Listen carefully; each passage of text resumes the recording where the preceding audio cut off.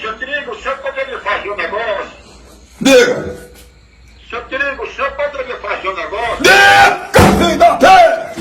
Se não me liga, filho de rapariga, diga o pé que é, caralho! É porque a água chegou aí por cima, o senhor vai ficar na cozinha ou lá no banheiro? Na casa da puta que lhe pariu! No inferno!